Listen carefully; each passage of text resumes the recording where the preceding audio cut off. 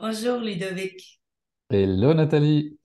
Merci Ludovic d'avoir dit ce oui pour venir écrire un article sur le thème de la transition. Et comme je t'ai mentionné quelques secondes avant, j'ai été très surprise de ta générosité parce que je sais que tu es un personnage public, donc beaucoup bien occupé, un horaire assez chargé. Et j'ai osé t'écrire et tout ce que j'ai reçu comme réponse, c'est oui, je le fais. Et j'ai été vraiment touchée. Alors, un gros merci Avec parce grand que, plaisir. parce que pour moi, euh, ce magazine-là, sur le thème de la transition, c'est d'apporter de la valeur aux gens dans ce qu'ils vivent en ce moment. Et Mhm. je crois que ton sujet de la confiance en soi, c'est d'une importance à ce que les gens soit écoutent, soit suivent la formation, soit qui sont ici avec nous, mais aussi qui prennent le temps de te lire parce qu'ils Mhm. vont switcher quelque chose.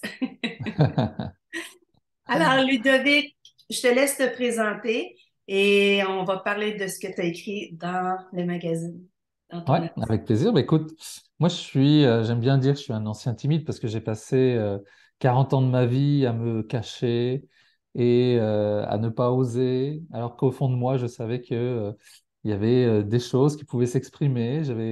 En fait, souvent je dis je suis un ancien timide, mais en fait j'étais le même, je suis toujours le même, sauf qu'il n'y a que moi qui le savais. Puisque je ne l'exprimais pas. Et j'en suis venu justement à travers eh bien cette notion de timidité, de ne pas comprendre, à justement explorer l'être humain, m'explorer moi déjà, pour ensuite explorer l'être humain à travers différentes façons, la préparation mentale au départ, parce que j'étais un ancien sportif de haut niveau, et puis ensuite les neurosciences pour comprendre ce qui pouvait se passer dans cette boîte-là. Et puis finalement, j'en suis venu au corps et à la neurobiologie avec le nerf vague, qui est depuis 5 ans maintenant ma passion, parce que c'est vraiment ce qui a fait toute la différence pour justement sortir de cette grotte et me sentir suffisamment en sécurité pour partager tout ce que j'avais à partager et passer de la survie à la vie. Déjà là, ce que tu dis de toi, c'est ce que j'ai un peu vécu justement au mois d'août, de oser, hein, je te dirais, moi, il y a comme une inaccessibilité autour de moi Mhm. et certainement une timidité de s'exposer dans sa pleine expression. Ouais. Et je pourrais dire vraiment au mois d'août, lorsque j'ai lancé ce magazine, ou même quand j'ai osé te communiquer, je crois que j'ai vraiment décidé de toucher à cette confiance. Ouais. Mais Mhm. ce que j'aime de toi, parce que moi aussi en étant en neurosciences, lorsque j'ai suivi ta formation, ça a vraiment, j'ai fait une culbute, quoi. Mhm. Et je suis même encore dans le processus de cette Ouais. culbute-là, tellement que c'est ancré les neurosciences dans ma tête, dans mon cerveau. Et ce que j'aime et que je suis pas encore vraiment alignée, c'est quand tu dis que la confiance n'est pas juste dans sa tête. Alors, qu'est-ce que t'en dis? C'est vrai que, on a tendance en fait à prendre les choses là où on en a conscience. C'est-à-dire que ce dont on a conscience, c'est finalement nos pensées, nos émotions, et finalement on a tendance à croire que les choses se passent là où la conscience est. Et donc c'est pour ça qu'on a tendance à focaliser tout sur le cerveau et un petit peu oublier, c'était mon cas aussi, préparation mentale, neurosciences, un peu oublier ce qui se passe en dessous de notre tête. Et toute cette vie qui se passe dans notre système nerveux autonome, qui est sans cesse en train d'être connecté, lui, à la vie. Et notre tête, elle raconte l'histoire de notre corps. Et donc, ça, c'est important de comprendre que finalement, tout ce qui se passe dans notre tête, c'est le reflet de ce qui se passe dans notre corps. Et quand on parle de confiance, eh bien, l'inverse de la confiance, c'est la méfiance. Et Oui. si dans mon corps, je suis en train de vivre justement ce manque de confiance, cette méfiance, eh bien, mon cerveau va raconter l'histoire de mon corps et l'histoire de ma relation aux autres et au monde. Et donc, l'histoire de ma relation aux autres et au monde, si ça part de la méfiance, de l'insécurité, obligatoirement, il va y avoir des histoires d'insécurité. Et c'est ce qui va me créer ce manque de confiance, qui est qu'une illusion, hein, puisque on vient au monde pour créer le lien avec les autres. Hein, on a justement ce nerf vague qui est là pour ça, pour nous apporter suffisamment de sécurité pour être en lien avec les autres, le monde et soi-même. Mais quand on a le nerf vague et le système nerveux qui est dérégulé, eh bien finalement on bascule dans un état de méfiance, d'insécurité permanente, comme s'il y avait une alarme qui était tout le temps en route et que ben, notre cerveau, percevant ces sensations-là, eh bien, va interpréter comme s'il y avait un danger en permanence.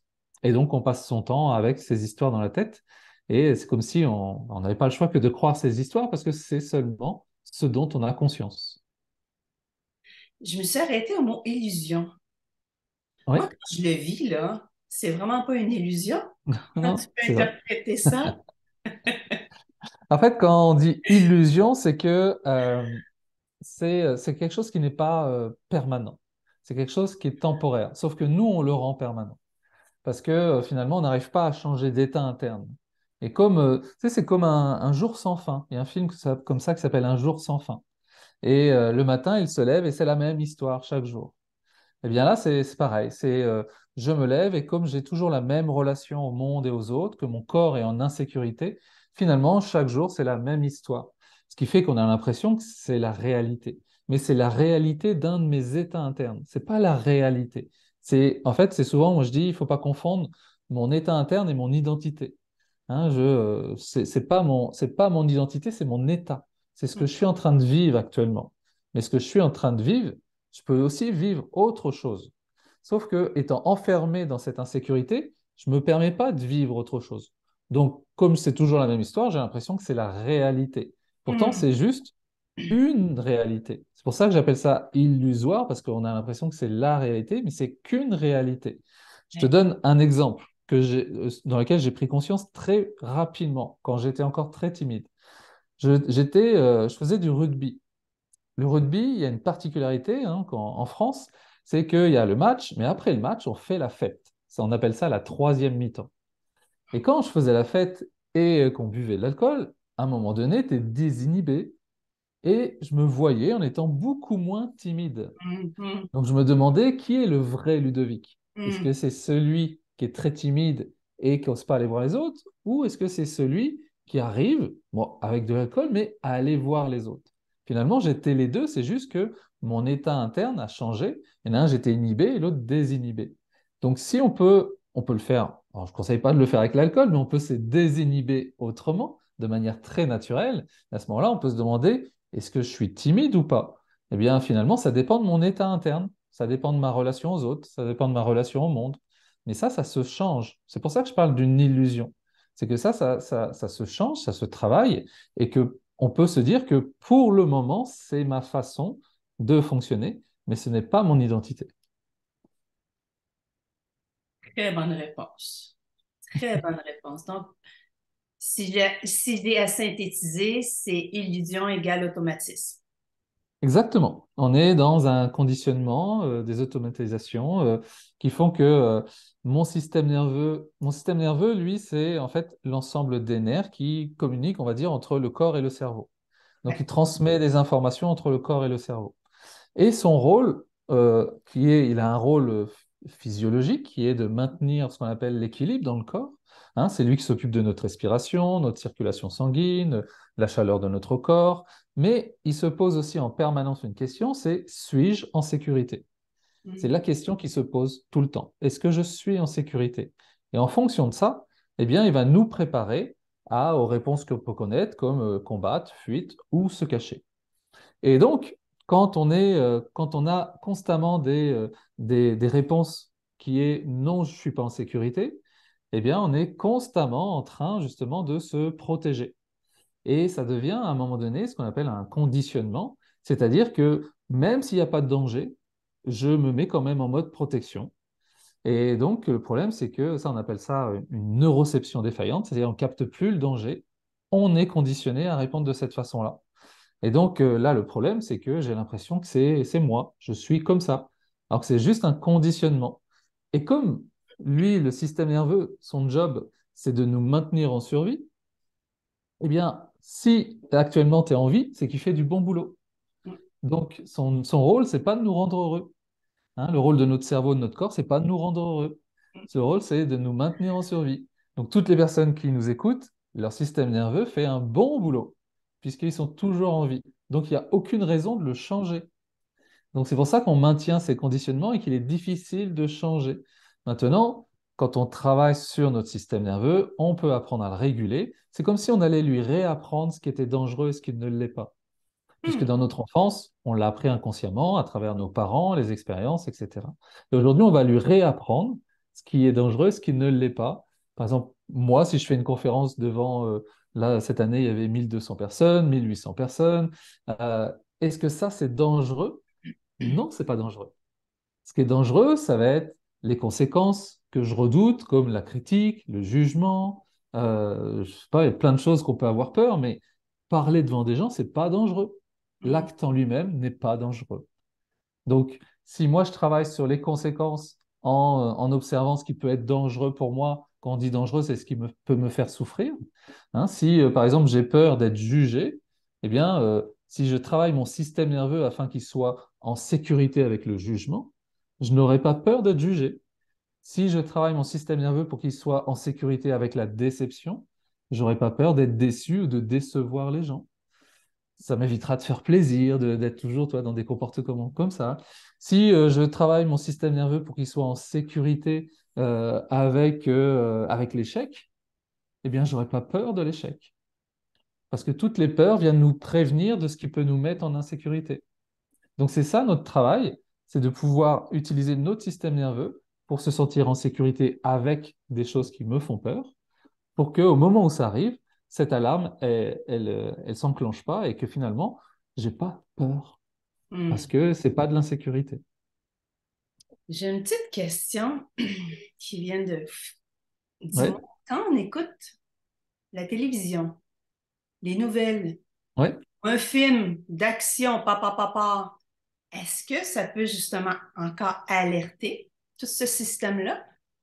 ouais, bien sûr, Même ouais. si je suis assis sur mon sofa, là, sur ma Oui, causeuse. oui, oui, c'est en fait, il y a des milliards d'informations qui viennent chaque jour stimuler notre système nerveux. Lui, très vite, voit si c'est de la sécurité ou de l'insécurité. Ça peut être de l'insécurité à un moment donné. Hein, je sais pas, il y a un truc qui tombe derrière toi, tu vas te figer, et puis tu regardes, c'est rien, hop, il va repasser en sécurité. Ok, donc ça, c'est normal, ce qu'on appelle la flexibilité vagale, ce que font très bien les animaux. C'est-à-dire qu'ils peuvent avoir des peurs, il n'y a pas de danger, on revient au calme. Nous, on a plus de mal. Des fois, on a peur et puis on reste coincé là. Alors, si tu regardes les informations, un film, tu peux avoir des stimulations qui t'amènent justement à te sentir en insécurité. Maintenant, moi, ce que j'aime bien dire, c'est aussi que c'est aussi un super moyen de s'entraîner. Parce que, à contrepartie, on pourrait se dire, bon, bah, je vais me mettre dans un coin où il n'y a que des bonnes annonces, tout est positif, il n'y a que des gens positifs. Mais malheureusement, la vie, c'est pas ça. Donc, c'est souvent ce que je dis, c'est aux gens, quand vous êtes fatigué, que vous n'êtes pas bien, ne regardez pas les infos. N'allez pas challenger votre système nerveux qui est lui-même déjà en difficulté ou en insécurité. Par contre, quand vous allez bien, eh bien, allez justement vous challenger pour voir si j'arrive à me réguler et que ça ne crée pas d'impact d'insécurité. Bien sûr, il faut apprendre à le faire, mais, euh, mais moi, j'aime bien faire ça, j'aime bien me challenger au moment où je vais le mieux pour justement qu'il y ait des choses qui provoquent de l'insécurité chez moi et que j'arrive à me réguler tout de suite pour pouvoir continuer à entraîner mon système nerveux. C'est comme faire de la musculation. Eh bien, si je fais de la musculation avec des barres de 20 kilos, à un moment donné, j'aimerais bien prendre 40 kilos pour continuer à progresser. Hmm. Et donc, je vais me confronter à des choses qui me font peur pour continuer à réguler mon système nerveux. C'est pour ça, par exemple, j'ai fait un saut à l'élastique cet été alors que j'ai le vertige. Normalement, je devrais jamais faire ça. Mais ça m'a permis, cette expérience, eh bien, de me confronter justement à ce système nerveux qui dit, ah, mais ça, c'est de l'insécurité de se jeter dans le vide. Et donc, j'ai pu, moi, apprendre justement à ce système nerveux à pouvoir à nouveau se réguler. Et c'est tout un entraînement. Mais c'est important de se dire que je ne peux pas passer ma vie à me cacher des choses qui peuvent être de l'insécurité. Parce qu'à tout moment, il peut y avoir, je peux croiser quelqu'un qui me fait peur, et le but, c'est pas de les éviter, c'est justement de travailler sur ce système nerveux pour très vite se réguler. Se réguler, en fait, c'est quoi? C'est pas éviter les peurs, hein, c'est j'ai peur, mais j'arrive à revenir au calme. Et ça renforce ce qu'on appelle notre système nerveux, notre flexibilité vagale, pour pouvoir développer non pas le conditionnement, mais l'adaptation. Parce que c'est là où, en développant mes capacités d'adaptation, eh bien, je saurai combattre quand c'est le bon moment, fuir quand c'est bon le moment, me cacher quand c'est le bon moment, plutôt que de combattre tout le temps, ou fuir tout le temps, ou me cacher tout le temps. Hmm. Et donc ça me permet justement de développer mon sentiment de sécurité, parce que le matin, peu importe ce qui arrive, si finalement je sais répondre à la vie à travers ces différentes façons, eh bien, je pourrais laisser venir les choses, je me sentirai en confiance.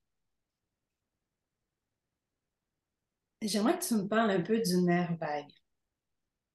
En Ouais. même temps, j'ai le 80%, 20%. Donc, 20% c'est la tête, 80% c'est le corps. Donc, le corps doit certainement capter beaucoup plus rapidement que mon cerveau. C'est Oui, ma première en question. fait, oui. C'est-à-dire que notre nerf vague, alors si on prend juste le nerf vague, pour ceux qui, pour faire un petit résumé simple de notre physiologie, notre système nerveux autonome, on a ce qu'on appelle deux branches, une branche sympathique et une branche parasympathique. C'est comme l'accélérateur et le frein d'une voiture. Donc la branche sympathique, elle s'active quand on doit passer à l'action, fuir ou combattre, et la branche parasympathique, elle s'active quand on doit calmer, donc soit parce qu'on est en sécurité ou soit parce qu'on va se cacher. Et donc, dans cette branche parasympathique, on a ce qu'on appelle 12 nerfs crâniens, dont le nerf vague qui est le chef de ces 12 nerfs crâniens. Le nerf vague, il part du tronc cérébral et il va à l'ensemble de nos organes. C'est le nerf le plus long. Et il y a un échange, ce qu'on appelle bidirectionnel d'informations. C'est-à-dire que le cerveau envoie des informations au corps via le nerf vague et inversement, le corps envoie des informations au cerveau via le nerf vague.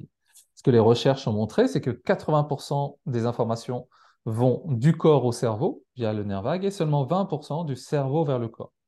Donc on capte énormément d'informations à travers ce nerf vague et nos nerfs crâniens. Nos nerfs crâniens, par exemple, si tu entends dès que tu bouges les yeux, tes nerfs crâniens sont stimulés. Si par exemple ma voix, si je suis en insécurité et que je te parle par exemple comme ça parce que je suis énervé, en fait, il y a un nerf crânien qui est connecté à l'oreille moyenne qui va entendre dans ma voix, qui va capter dans ma voix de l'insécurité et va le transmettre au cerveau en disant attention, on a une personne en face de nous qui est en insécurité. Et ça va être aussi à travers tout ce qui se passe à l'intérieur de notre corps, donc quand on va manger, donc avec notre digestion, si on mange quelque chose qui n'est pas bon, qu'on mange trop, ça va envoyer des informations, parce que les informations elles viennent de l'extérieur, mais aussi de l'intérieur. Et donc, c'est des milliards d'informations qui arrivent à travers nos corps, qui sont avec des récepteurs. Par exemple, tu vas capter la chaleur.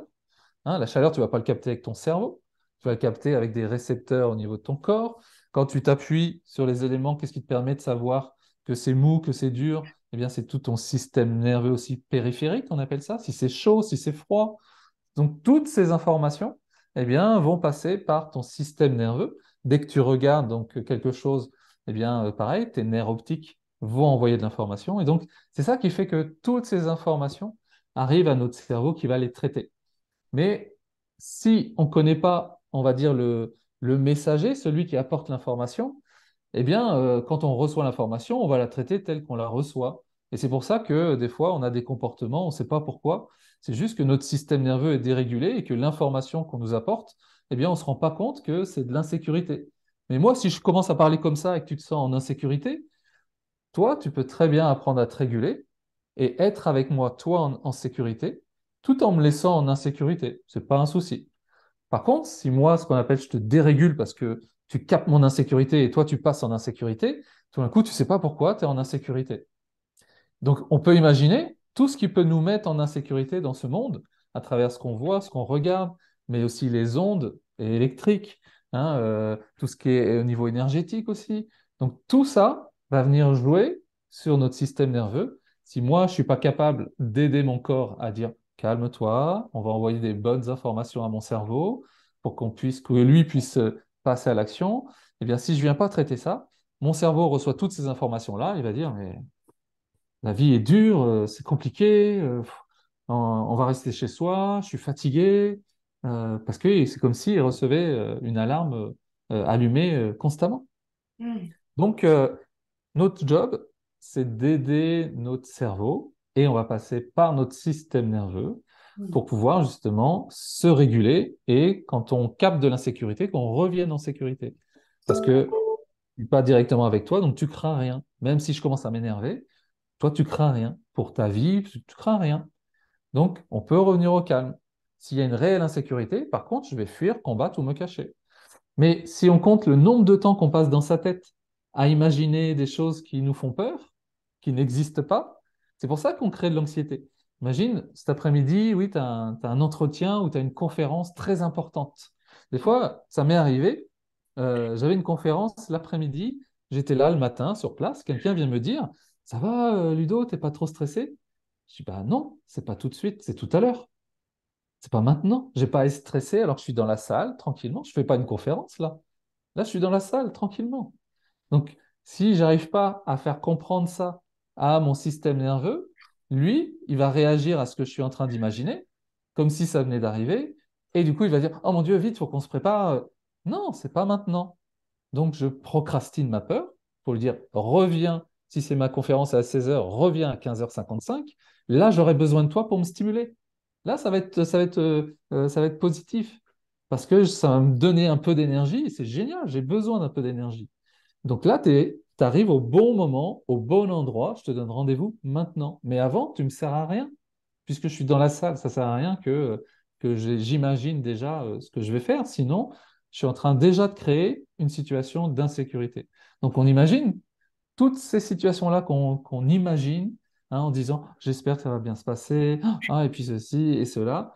Eh bien, notre système nerveux réagit comme si ça arrivait maintenant. Mais le problème, c'est qu'on ne peut pas répondre maintenant. Je ne peux pas fuir, je ne peux pas combattre, je ne peux pas me cacher, je ne peux pas me remettre en confiance puisque ça n'arrive pas maintenant. C'est pour ça que je dis souvent, les animaux ils sont beaucoup plus intelligents à ce niveau-là que nous. Parce qu'imagine une gazelle qui est dans la savane et elle entend un bruit. Il y a ce qu'on appelle, on l'a aussi, un système, un réflexe d'orientation. On appelle ça. Réflexe d'orientation, c'est je lève la tête pour savoir où est le danger. À partir du moment où je vois un collègue qui mange aussi, et je crois que c'était un bruit, mais c'est OK, la gazelle a dit c'est OK, c'est Robert qui mange, je retourne manger. Et c'est fini. Mais nous, quand on dit ah, cet après-midi, il y a ça, et puis ah, il ne faut pas que j'oublie ça, et puis en fait, on n'arrête pas alors que on est tranquillement chez soi, dans son canapé. Et donc là, mon système nerveux, il dit, mais il est où le danger? C'est comme le réflexe d'orientation, c'est comme s'il est où le danger? C'est comme si on disait à la gazelle, il y a un bruit, mais qui est imaginaire, elle ne sait pas d'où elle vient, d'où ça vient. Eh bien, la gazelle, elle va être anxieuse parce qu'elle va chercher partout, mais il n'y a pas de danger. Et nous, Hmm. on va faire pareil. Il n'y a pas de danger, je suis sur mon canapé. Je peux pas, toute l'énergie que ça génère chez moi, je ne peux pas l'utiliser parce que ce n'est pas le bon moment pour le faire. Donc, c'est pour ça que le problème, par exemple, et notamment toutes les personnes qui sont en transition, qui se projettent en disant qu'est-ce que je vais devenir, qu'est-ce que je vais faire, etc. Le problème, c'est qu'on génère beaucoup d'énergie à se poser toutes ces questions et que cette énergie, elle ne peut pas être utilisée parce que je ne peux pas fuir, combattre, me cacher ou passer à l'action parce qu'à ce moment-là, je ne sais pas quoi faire. Donc, c'est là où il faut apprendre à se réguler pour revenir au calme, pour que au moment où je dois m'inquiéter, ça doit être au bon moment. Hmm. S'inquiéter, c'est pas un problème. Il faut que ça soit au bon moment, pour qu'on puisse utiliser l'énergie de l'inquiétude pour passer à l'action. Parce que sinon, cette énergie-là, elle reste en nous et c'est ça qui va créer justement encore plus d'anxiété après. Oh, que ça a l'air facile quand tu le dis comme ça. Oui. Tu sais, celle qui m'a appris ça, enfin qui m'a appris la théorie polyvagale, s'appelle Deborah Dana, qui est une grande thérapeute américaine. Elle dit toujours, c'est simple, mais pas facile. Non, non, Faut parce que, s'entraîner. tu sais, je l'ai vécu, moi, ce matin, justement avant notre rencontre, et j'ai vraiment tout senti, là, vraiment autant Ouais, l'humidité dans les mains, tout, comme s'il y avait quelque chose, une peur, une inquiétude, et j'entendais vraiment tout ce vacarme dans ma tête. À ce moment-là, tu me dis, Ah ben ouais, c'est pas maintenant, mais en fin de compte, cette énergie-là est aussi importante lorsque je vais arriver sur scène. Mhm. Donc, à ce moment-là, quel exercice que j'aurais pu faire, dis-moi? Alors, tu aurais pu faire. Alors, déjà, la première chose, c'est comprendre la fonction de ça. Hein, c'est-à-dire qu'on ne fait pas d'exercice sans comprendre la fonction, parce que sinon, on fait un exercice pour s'échapper de ça. Et si on s'échappe de ce fonctionnement, c'est comme si on l'ignorait ou on avait du déni. Donc, c'est vraiment, quand on fait des exercices pour s'échapper de la souffrance, c'est de la fuite. Donc, il faut le faire en conscience de ce qui se passe. Ce qui se passe, c'est du coup écouter, hein, écouter nos histoires là. Ah, j'espère que je serai à la hauteur, j'espère qu'il y aura ceci, j'espère que ça se passe bien, j'espère qu'il sera là, j'espère. Ok. Est-ce qu'il y a quelque chose que je peux faire là maintenant, parce que ça me procure de l'énergie? Est-ce qu'il y a quelque chose que je peux faire là maintenant qui me permettrait de me rassurer? Déjà, peut-être envoyer un petit mail. Hello, on se La retrouve, c'est musique. toujours OK. J'ai mis de la musique, moi. Et ben, donc ça peut être, si y a ça peut être parfois positif, hein, ces pensées qui arrivent, hein, en disant, bah, tiens, peut-être qu'il faudrait quand même que j'envoie un petit rappel, pourquoi pas. Mais sinon, c'est de se dire, OK, j'ai mon état d'activation là, qui a peur, hein, qui m'active, parce qu'il a envie que ça se passe bien. Donc, la première chose que je dois faire, c'est ce qu'on appelle me mettre dans un état de vagal ventral, c'est mon état de sécurité. Donc pour ça, j'ai plein d'exercices de respiration. Ça, c'est des choses qu'on sait faire, méditation, respiration, etc.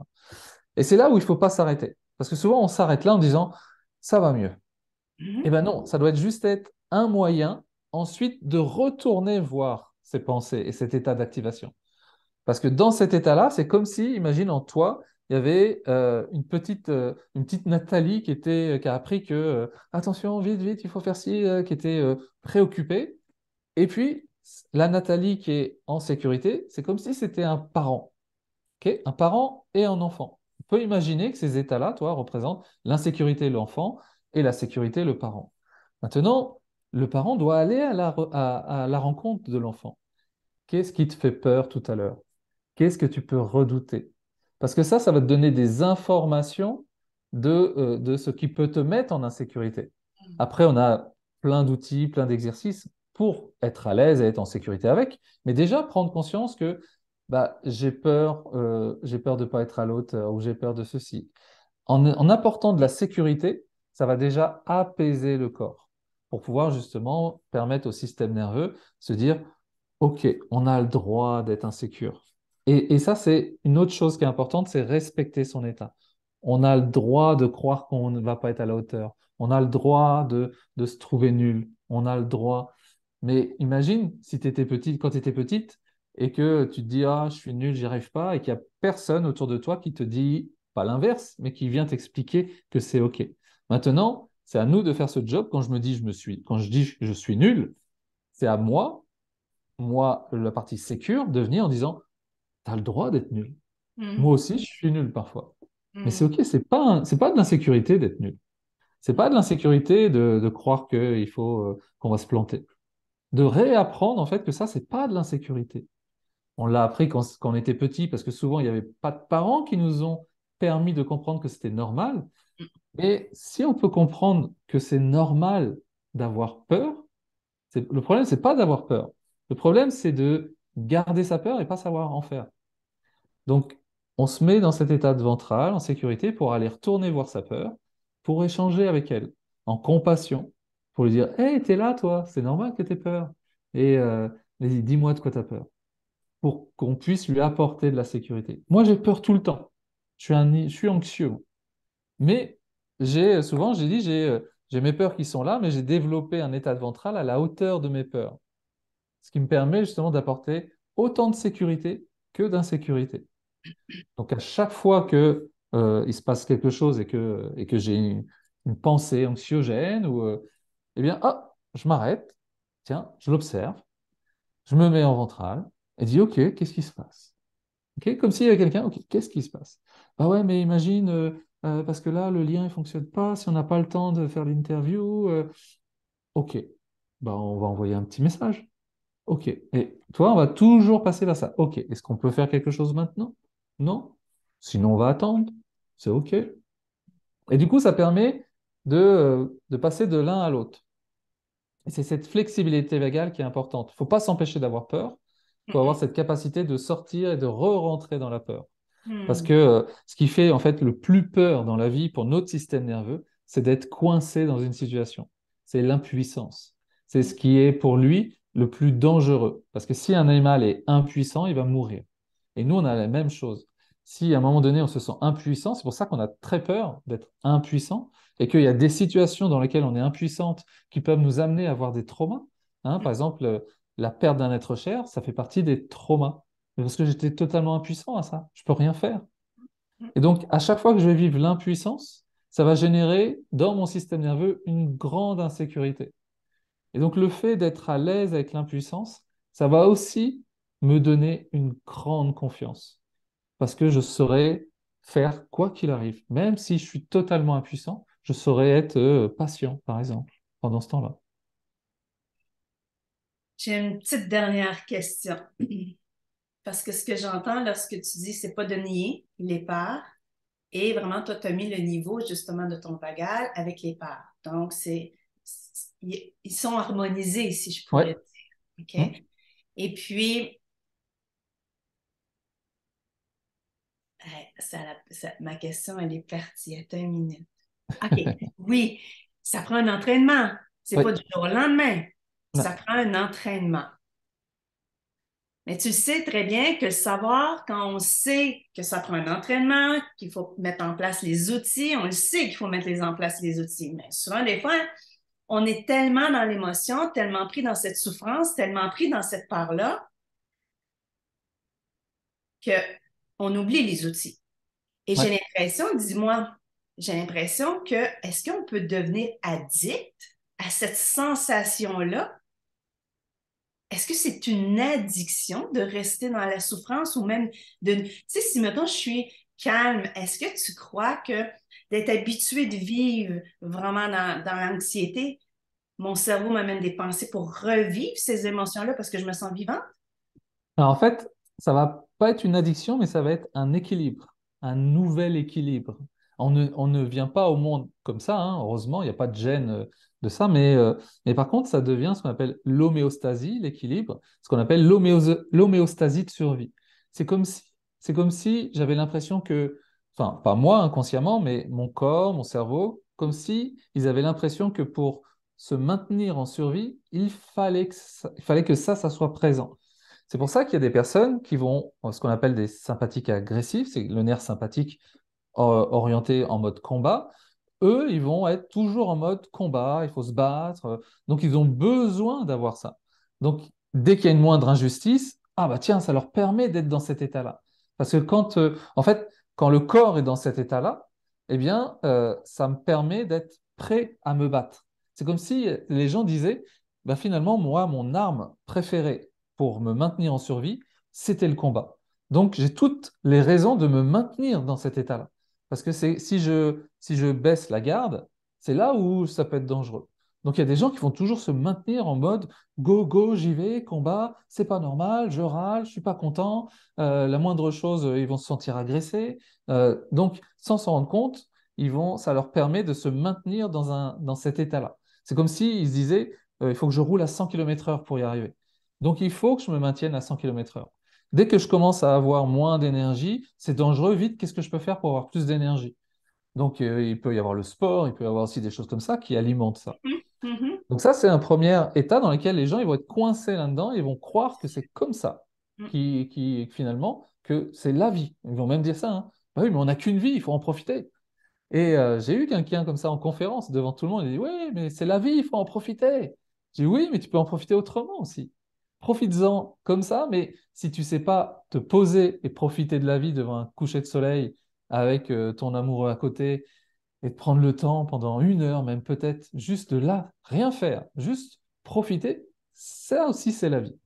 Donc il y a ceux qui vont être en mode combat, il y a ceux qui vont être en mode inhibition, c'est-à-dire que pour eux, leur homéostasie, c'est l'équilibre, c'est il ne faut pas que je sois visible, il faut que je me cache. Donc c'est des gens qui vont être timides, réservés, je ne parle pas. C'est comme si moi je parle d'être dans sa grotte. Hein, ils vont même dire, moi je préfère être tout seul. Moi, j'aime bien être tout seul chez moi. Hein. C'est pas j'aime bien, hein, c'est que je me sens en sécurité et c'est pour ça que j'aime bien. Hein, parce que je me sens en insécurité si je sors avec des gens et ça, même ça m'épuise, alors qu'on peut apprendre à faire les deux, hein, c'est pas un souci. Et puis au milieu, tu as l'État qui est le plus représenté, mais dont les gens en ont le moins conscience. Hein, j'ai fait une étude auprès de 15 000 personnes pour savoir quel était leur état dominant. Donc ceux qui sont plutôt en mode combat, c'est facile pour eux, hein. Ceux qui sont en mode caché, c'est facile aussi pour eux de savoir. Mais au milieu, tu as ce qu'on appelle les sympathiques fuyants. C'est ceux qui aiment bien s'évader, s'échapper, rêver. Tu sais, mais on l'est tous, hein. Ils vont voir le monde positivement, sauf qu'à l'intérieur d'eux, ils ont très peur, mais ils ne s'en rendent pas compte. Hein, ils se sont un peu inhibés de ça, ils se sont cachés de ça, et ils recherchent le bonheur, mais ils n'y arrivent pas. Alors, on leur dit qu'il faut quand même rester positif, mais ils sont positifs, mais à l'intérieur d'eux, ils n'arrivent pas à voir ce qu'ils veulent vraiment, ou ils profitent pas vraiment, ou par épisode seulement. Et ça, par contre, là, tu peux avoir une addiction au développement personnel. Parce que le développement personnel permet de s'évader, permet de s'échapper de ses souffrances à travers plein d'outils. Hein, méditer, respirer, c'est bien, mais ça doit être des moyens de transition et pas des moyens de refuge. Parce qu'à ce moment-là, on se réfugie là-dedans et dès que je vais pas bien, vite, vite, vite, une méditation. Dès que je vais pas bien, vite, je vais prendre ça. Vite, ah, ça me fait du bien, ça me fait du bien. Et en fait, quand on dit ça me fait du bien, c'est que ça vient compenser quelque chose et qui est présent. Et plutôt que justement de développer sa sécurité et d'aller à la rencontre de ce qui peut nous faire souffrir, plutôt que d'essayer de mettre des pansements chaque jour avec le développement personnel, le bien-être ou après d'autres addictions, hein, eh bien, on peut passer sa vie en fait à fuir nos souffrances. Et là, le développement personnel ouais, est une bonne façon de fuir et de se retrouver dans de la dopamine, hein, dans de l'ocytocine, des hormones qui nous font croire qu'on est bien. Et en effet, quand on le vit, on est bien. Hein. Parce que tu vas faire un séminaire, il y a plein de gens, on se sent super bien. Mais après, quand on retourne chez soi, on n'a qu'une envie, c'est que ça recommence. Parce que sinon, on va commencer à entendre comment dire, ce murmure-là qui va remonter du corps et qui va nous dire, ça va pas.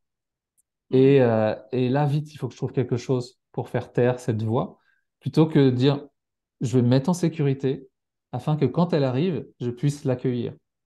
Pour que quand je l'accueille, je puisse lui dire, OK, qu'est-ce qu'on peut faire avec toi? Hein, et c'est toujours avec. Hein, en théorie polyvagale et dans la neurobiologie, on dit toujours avec. On ne travaille pas sur soi, on travaille avec soi.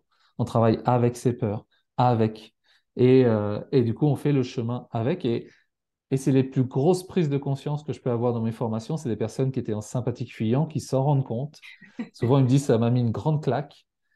Mais en même temps, ils repartent en disant, je vais repartir avec et je sais me mettre en sécurité pour petit à petit l'accueillir afin de pouvoir la libérer. Et la libérer, c'est pas s'en débarrasser. La libérer, c'est être libre avec.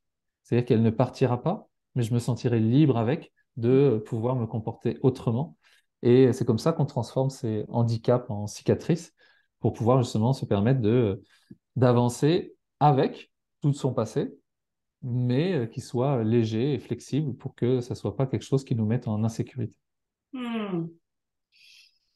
C'est merveilleux de t'entendre pour justement ceux qui sont en transition déjà là. Tu vas donner beaucoup de valeur et ça m'amène, je crois que je vais réécouter la formation. Faut avoir beaucoup de compassion. Si j'avais qu'un mot à donner, ce serait ça. Avoir beaucoup de compassion pour ces mécanismes involontaires qui sont là pour nous protéger, qui pensent bien faire et avec qui on doit aller à la rencontre pour les rééduquer afin de pouvoir se donner la liberté voilà, de faire ce qu'on a envie de faire. Hmm. Merci. Merci, Avec plaisir. Ludovic. Merci beaucoup. Est-ce que tu aimerais rajouter autre chose avant que on puisse Ouais, cette entrevue? il y a toujours un point que j'aime bien partager parce que souvent on appelle ça, bah, que ce soit le développement personnel, mais il y a toujours ce mot personnel. Finalement, quand on travaille sur son système nerveux, il se passe quelque chose par la suite, il y a un deuxième effet. Parce que quand on est en sécurité, quand on arrive à développer, à entraîner son nerf vague, là, ce vagal ventral, ça nous crée de la sécurité à l'intérieur. Donc, on représente de la sécurité. Et finalement, le deuxième effet, c'est que ce travail-là, il va profiter aux autres. Parce que quand on est en présence de quelqu'un qui est en sécurité, eh bien, on appelle ça de la co-régulation. Ça vient nous proposer sa sécurité. Donc, c'est comme si ça nous offrait un espace de sécurité qui me permet, moi, aussi de me sentir en sécurité. Et donc, si le plus de personnes, et c'est moi, ma mission, hein, c'est de se dire, si il y avait de plus en plus de personnes qui se sentiraient en sécurité, eh bien finalement, ça permettrait aussi aux autres de se sentir en sécurité sans avoir rien à faire, hein, mais au moins de se dire, je me sens bien avec toi. À Hein, partir de soi. ouais, il y a, peut-être tu connais François Lemay, hein, Oui. qui a une phrase qu'il partage que j'aime bien aussi, c'est euh, j'aime qui je suis en ta présence. Hmm. Et à ce moment-là, c'est vraiment ça, hein. C'est tout d'un coup, j'arrive à recréer du lien avec moi parce que je suis en sécurité grâce à ta présence, parce que toi, tu m'offres la sécurité aussi. Hmm. Donc, si vous ne le faites pas pour vous, faites-le pour les autres. Ah, magnifique, magnifique. C'est encore plus puissant. Exactement. Bien, merci Ludovic. Merci beaucoup. Avec plaisir. Merci à toi pour l'invitation. Je vais mettre le lien pour qu'on puisse te trouver. Ouais, ça marche. Et je Merci. vais aussi mettre le lien pour le magazine afin qu'ils puissent lire ton article. Ouais. Rapidement, est-ce que tu as écrit un livre? Oui, il sort dans un mois. Donc, Ah, on peut OK. déjà aller sur certains sites pour le précommander. Il est déjà offert en précommande, mais à partir de mi-janvier, je crois que le 19, c'est la sortie officielle. Ouais. Yes. Il s'appelle Nervag, tout simplement. Merveille, merveilleux. Merci encore. Merci à toi.